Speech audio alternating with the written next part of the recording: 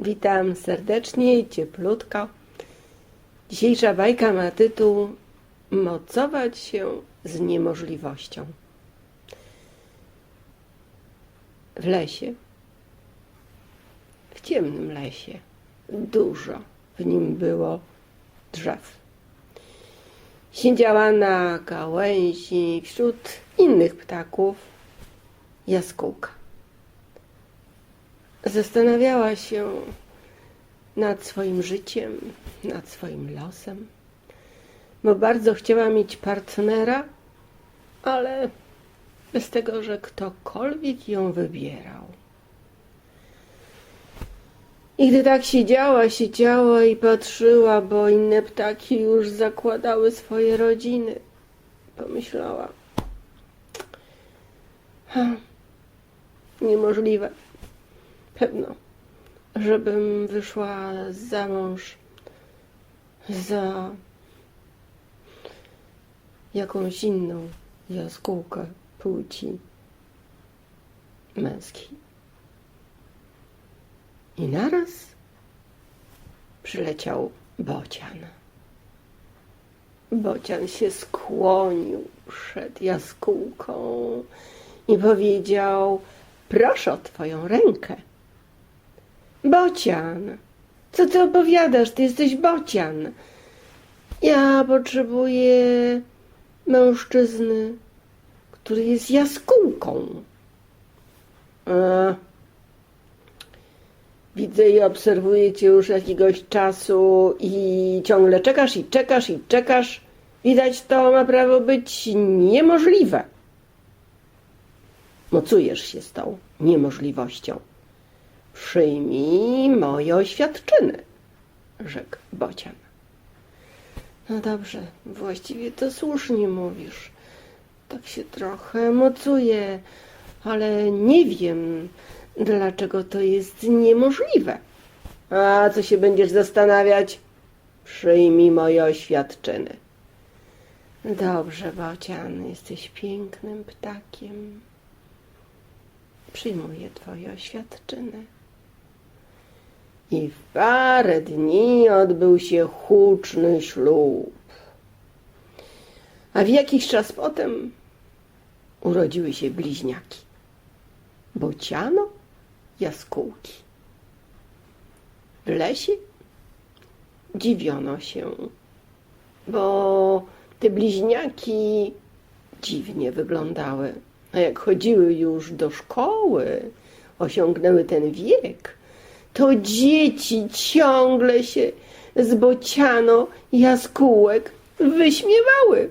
Ha, ha, ha, pi, pi, pi, pi, ha, ha, ha, hi, hi, hi. Bociano jaskółki wracały do domu smutne. Bardzo smutne. No ale cóż było robić? Rodzice tłumaczyli im, że najważniejsza jest miłość między nimi i w rodzinie, że to się kiedyś zmieni, przestaną się naigrywać z nich. Ale jakoś wyglądało, że ta zmiana miała prawo być niemożliwa. I aczkolwiek dzieci bardzo tego chciały, mocowały się z tą niemożliwością, to i tak to wszystko po staremu zostawało. Pewnego dnia dzieci, gdy wracały ze szkoły do domu, zabłądziły. I brak było możliwości, by do domu trafiły. Wpadły w jakieś błoto. To błoto je oblepiło. I gdy się usiłowały wydostać z tego błota, wszystkie pióra zgubiły. Błoto zabrało im te pióra. Rodzice byli bez świadomości, co się z dziećmi zdarzyło i stało, i szukali je aż 2 dni. Dzieci położyły się na brzegu tego błota i bały się wrócić do domu. Rodzice po 2 dniach znaleźli dzieci. Ojej, co wam się stało? Ojej, co wam się stało? To było to, rzekł jeden z bociano jaskółek. Tak, mamo i tato. Jak my teraz będziemy latać bez piór? Co my teraz będziemy robić? O, bez zmartwienia. Udamy się z tatą i z wami do lekarza ptasiego. Lekarz ptasi coś pomoże. Myślisz, że nam te pióra odrosną? Oczywiście. Dostaniecie zapewne jakiś lek i pióra wam odrosną. O, to dobrze. Mamy jakąś nadzieję. I następnego dnia wszyscy całą czwórką udali się do lekarza. Lekarz zalecił maść smołową. Trochę się rodzice dziwili. Maść smołowa? I to niby mają odrosnąć pióra? No ale lekarz był lekarzem, był poważany, wszyscy go słuchali, więc zastosowali maść smołową. Ptaki każdego dnia, będąc smarowane tą maścią smołową, zastygały coraz bardziej. Brak było piór, ale one stawały się jakimiś takimi postumentami, bez ruchu, jak słup soli. Pewnego dnia ojciec do matki ptasiej mówi: słuchaj, przestajemy używać tej maści, bo jakoś tak jest, że ciągle w naszym życiu jest mocowanie się z niemożliwością zmiany. Co to jest? Myślałaś, kochana żono jaskółko, dlaczego tak jest?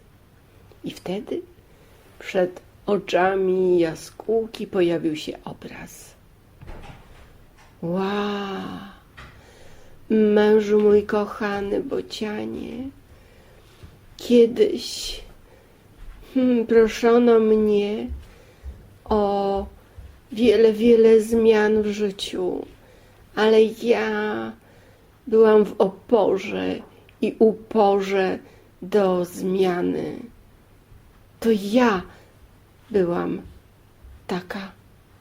A teraz życie mi pokazuje, że nawet jak chcę zmiany, to brak takiej możliwości tej zmiany. Ojej, tak bardzo kocham zmiany. Może się w tym moim życiu coś zmieni i w życiu naszym i naszych dzieci.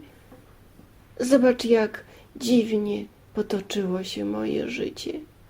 Mam bociana za męża. Dzieci to bociano jaskółki. Teraz bez piór i w tej maści smołowej. Brak możliwości zmiany. Ciągle to życie decyduje za mnie, zamiast ja. Wszystko przez to, że się kiedyś tak upierałam przed tym, by być bez zmiany. Od dzisiaj już będę w zmianie.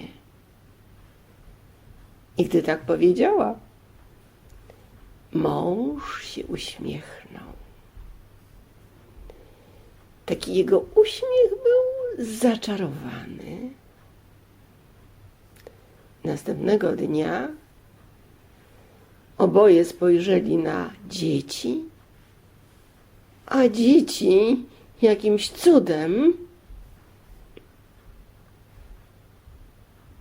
były bez maści smołowej i widać było, że zaczynają odrastać im piórka. Oj, mężu, to miała prawo być kara za to, jaka byłam w przeszłości. Od dzisiaj kocham zmianę. Zmieniam się od ręki, natychmiast. Wszystko już zrozumiałam. Naprawdę. Dziękuję wam, dzieci. Pomogłyście mi to zrozumieć. Dziękuję też mężu, Bocianie. Dziękuję.